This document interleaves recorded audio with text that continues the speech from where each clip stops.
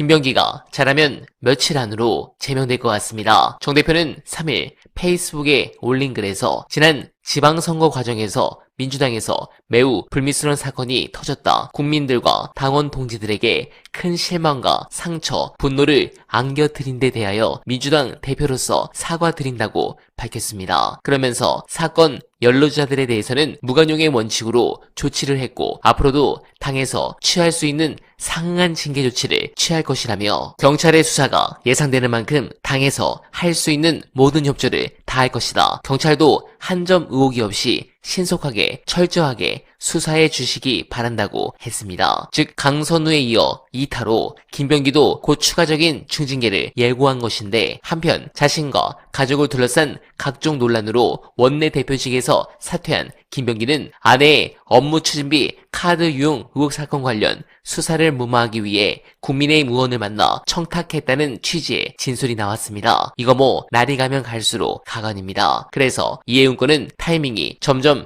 묘하게 흘러갑니다. 관련해 화제가 된 분석 끝까지 봐주시고 여러분들의 생각 댓글로 부탁드립니다.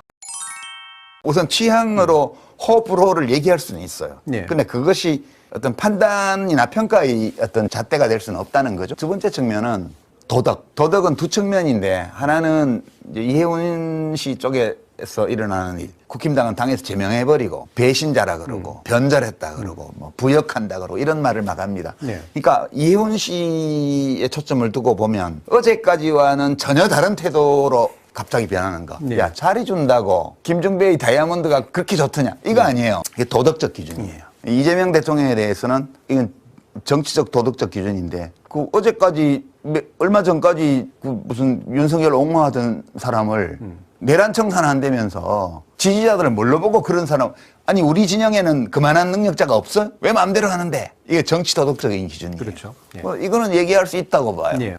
그거는 얘기할 수 있어요. 그건 이제 이혜훈 씨는 그 문제를 자기가 감당해야 되고요. 이쪽은 이쪽대로 이 대통령도 본인이 감당해야 돼요. 그래서 이제 빨강색, 파랑색 이런 얘기를 이제 국무회의 때 하신 것 같고요, 대통령은. 그거는 이제 그런 잣대에서 볼 수 있다고. 근데 그것만으로 평가할 수 없는 거는 세 번째 기준이 목적 합리성이라는 건데 이재명 대통령이 왜 그런 선택을 했는지 이해를 해요, 논리적으로. 본인 스스로 말씀을 하셨고. 그러면 저 이혜훈이라는 인물이 그게 적합한 도구인가? 그게 뭐, 그러니까 그렇게 되면 이혜훈 씨가 일을 잘해야 되잖아요, 와가지고. 그렇죠. 일을 잘하면 되는 거예요, 와서. 이제 그게 비평의 초점이 돼야 된다고 저는 개인적으로 생각해요. 근데 이제 이걸 평가를 하려면 지금 언론에서는 뭐 사상 첫 기획예산처 장관이었는데 아니거든요. 예전에 여러 사람이 기획예산처 장관이 있었어요. 없어졌다가 새로 생긴 거죠. 나중에 기획예산처 장관실에 뭐 이렇게 역대 장관 붙이면 앞에 서너 명 앞에 붙게 돼요. 근데 이제 그러면 기획예산처가 뭐 하는 데냐 정확하게. 지금 아무도 그 얘기를 안 합니다. 탑다운 방식으로 복지부 얼마, 재경부 얼마, 농림부 얼마 이렇게 오는 거예요. 그건 실무적인 게 진짜 루틴한 일입니다. 그 일의 주무부처라는 게 첫 번째고요. 그건 사실 그렇게 특별한 능력 필요 없어요. 대통령이 이쪽 늘려, 저쪽 늘려, 이쪽 줄여 이렇게 하면 그걸 맞춰서 가는 거예요. 두 번째가 이제 더 중요한 건데 두 번째는 예산 편성과 집행, 예산 사용의 효율성을 올리는 거예요. 이게 되게 묘한 건데 다 공격합니다. 그 전에 20년 전에 기획예산처를 보면 기존의 부처들이 하고 있는 사업 중에 문제 사업 있잖아. 문제 사업을 다 PPT 띄워가지고 이거 문제야. 이거 어떻게 할 거야? 언제까지 할까? 이거를 물어봐요. 그러니까 국가재원배분회의를 가면 그 디펜스 하는 게 어마어마하게 힘듭니다. 그러니까 뭐 농림부하고 복지부하고 뭐 농어촌 특별회계 관련해서 뭐 농어촌에 뭐 건강보험료 지원하는 뭐 예산 뭐 이런 거 있어요. 근데 그러면 이거를 서로 간에 막 밀고 당기고 이렇게 날립니다.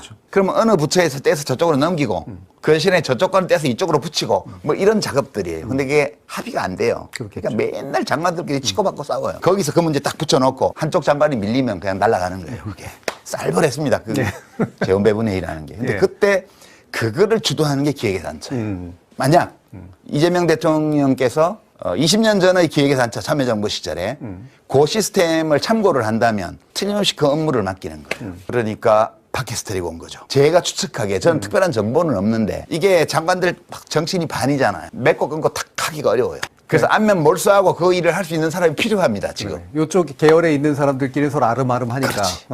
그래서 제가 추측컨대 그래서 어느 부처를 쓸까를 하다가 그리고 이제 보수 쪽이 원래 이 예산 집행의 효율성을 제일 중시하는 집단이에요. 충돌이 많이 생기겠지만 일종의 그 항알레르기 약품 투입하듯이. 근데 저는 그거는 괜찮은 발상이라고 생각을 합니다. 네. 그게 일종의 브레이크거든요. 한쪽에서 늘리고 싶어 하는데 이쪽에서는 일단 무조건 반대로 하는. 그러니까 브레이크를 강력한 브레이크를 하나 갖다 놓으려고 한 거예요. 그리고 정치적으로는 이게 통합 이미지도 있고. 근데 이제 이혜훈 씨가 그 일을 잘할 수 있는 사람인가에 대해서 저는 퀘스천 마크입니다. 예. 물음표예요. 왜냐하면 기다 아니다 판단할 수 있는 지표가 없어요. 아니, 물론 장관 해보기 전까지는 잘할지 못할지 몰라요. 저도 장관 갈 때 엄청 전문성 없다는 비난 엄청 받았고요. 그다음에 뭐 그랬습니다. 그러고 말 싸가지 없게 한다고 막 여당에서도 반대가 많았고.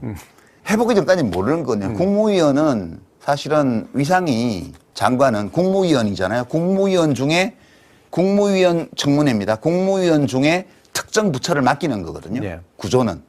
그러면 그 국무위원은 그 장관은 국무위원으로서 국정 전반에 대해서 다 의견 개진할 수 있고요. 국무회의에서. 그리고 그 분야에서는 대통령의 대리인이에요. 그러니까 대통령이 그 중첩된 업무 통폐합하고 그다음에 효율성 떨어지는 사업들 정리하고 그 대신에 이러이러한 꼭 필요한 신규 사업들 하고 이렇게 구조조정의 방침을 딱 주면 그 구조조정 방침을 가지고 가서 관철할 수 있는 실무적 능력이 있냐. 이게 핵심이에요. 네, 공감합니다. 요즘 이재명 대통령을 보면 자신감이 넘칩니다. 발언이나 행동에서 거침이 없고 전 부처를 상대로 한 생중계 업무 보고는 국정에 대한 자신감 없이는 엄두도 내지 못할 일입니다. 또한 중진 정치인인 이혜훈 전 국민의힘 의원을 이재명 정부 핵심 장관에 기용한 것도 가히 코페르니쿠스적 발상이라 할 수 있겠습니다. 사실 이 대통령의 파격 행보는 탄탄한 지지율이 뒷받침됐기 때문입니다. 취임 6개월 지나도록 지지율이 50%를 넘은 대통령은 몇 명